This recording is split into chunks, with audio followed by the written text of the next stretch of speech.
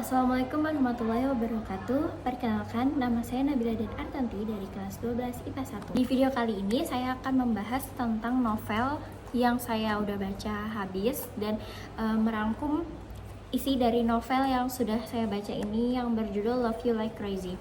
Novel ini dibuat oleh Aira, dibuat di Yogyakarta pada 2014, sejumlah 152 halaman. Ada 3 tokoh utama. Yang pertama itu Hee-jin, yang kedua itu Kyu-hyun, dan yang ketiga itu Yo-chun. Lanjut untuk masuk ke bagian isi dari novel ini.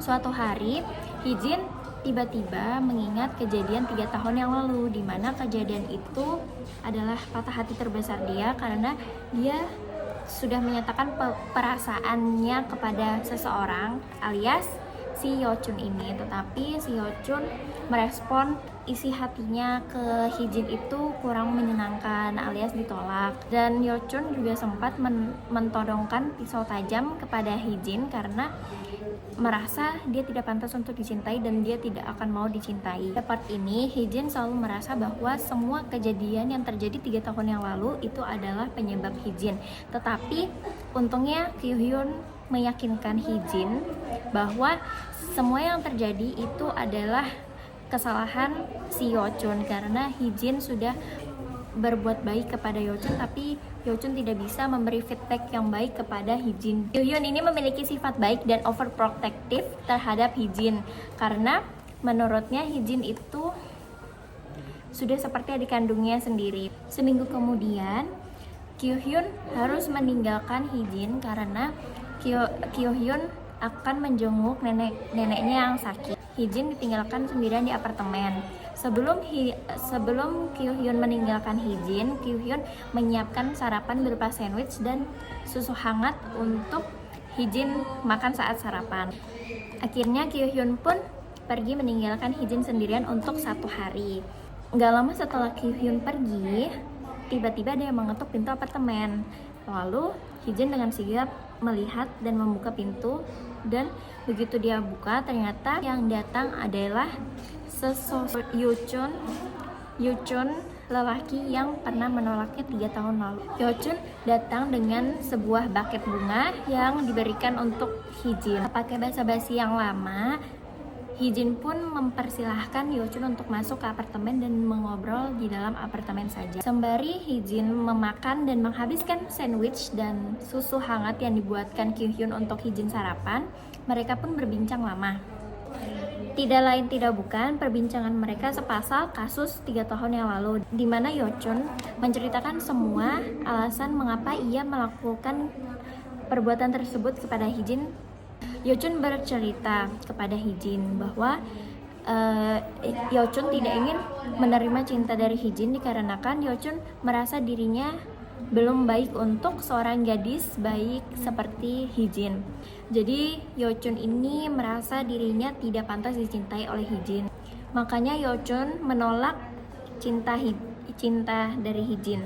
Dan pada saat Yo-chun mentodongkan pisau itu agar Hee-jin merasa benci kepada Yo-chun dan tidak menyukai Yo-chun lagi. Dan segala cara yang dilakukan Yo-chun untuk Hee-jin membenci Yo-chun itu tidak berlaku di Hee-jin karena Hee-jin cintanya tulus untuk Yo-chun saja. Singkat cerita, Kyu-hyun pun balik dari rumah neneknya, dimana neneknya tuh ternyata sudah meninggal. Akhirnya Kyu-hyun pun pulang ke apartemen, dan betapa kagetnya Kyu-hyun setelah Hee-jin menceritakan semuanya kepada Kyu-hyun. Kyu-hyun pada saat itu langsung bersikap overprotective banget kepada Hee-jin karena Kyu-hyun takut bahwa kejadian 3 tahun yang lalu itu terjadi lagi kepada sepupunya ini. Hee-jin pun telah meyakinkan Kyu-hyun bahwa Yo-chun tidak akan berbuat keji atau berbuat jahat lagi untuk Hee-jin. Singkat cerita, beberapa hari setelah itu, Kyu-hyun akhirnya menerima kenyataan bahwa memang Hee-jin dan Yo-chun itu sudah berbaikan. Tapi tetap saja Kyu-hyun ini tetap merasa bahwa sepupunya Hee-jin ini harus tetap dijaga karena takut terjadi hal yang sama untuk kedua kalinya. Begitu sampai di rumah Hee-jin, Yeochun disambut baik dengan keluarga Hee-jin. Padahal Hee-jin sudah menceritakan semua kejadian yang Yeochun perbuat ke Hee-jin pada saat itu, tetapi keluarga Hee-jin tetap menerimanya dengan baik hati. Oh iya, ada satu part juga yang membahas tentang kejadian 10 tahun yang lalu, di mana Kyu-hyun itu ternyata tinggal bersama keluarga Hee-jin. Dikarenakan keluarga Kyu-hyun sudah tidak atau kurang peduli terhadap Kyu-hyun. Oleh karena itu, Kyu-hyun begitu sayang kepada sepupunya bernama Hee-jin ini. 6 bulan kemudian, Kyu-hyun ternyata menemukan seorang gadis yang bernama Stephanie. Itu ternyata sahabatnya waktu SMA. Kyu-hyun memiliki rasa terhadap Stephanie dan ingin membawa Stephanie ke jenjang yang lebih serius lagi, yaitu menikah. Dan pada saat itu keluarga Hee-jin, bahkan Yeochun pun mengatur strategi untuk acara pernikahannya Kyu-hyun dan Stephanie. Samping itu, Hee-jin dan Yeochun pun tetap dekat, tapi tanpa ada statusnya pacaran atau apapun itu. Tak lama setelah itu, akhirnya pernikahan Kyu-hyun dan Stephanie pun berjalan dengan baik dan lancar. Dan pada saat pernikahan itu selesai, Yeochun dan Hee-jin bertemu untuk berbincang sebentar. Yeochun mengatakan bahwa dia begitu sayang kepada Hee-jin dan sebaliknya. Tetapi Yeochun belum siap untuk membawa Hee-jin ke jenjang yang lebih serius. Tapi Yeochun merasa belum pantas untuk dicintai oleh Hee-jin, dan Yeochun meminta waktu kepada Hee-jin untuk memperbaiki dirinya terlebih dahulu, baru kembali dengan versi yang terbaik satu sama lain. Saran dan kritik dari novel ini, yang pertama, alurnya itu agak kayak sedikit sulit dimengerti, tapi alurnya tuh bagus, tapi ya agak susah untuk dimengerti. Jadi harus betul-betul baca dari awal sampai habis.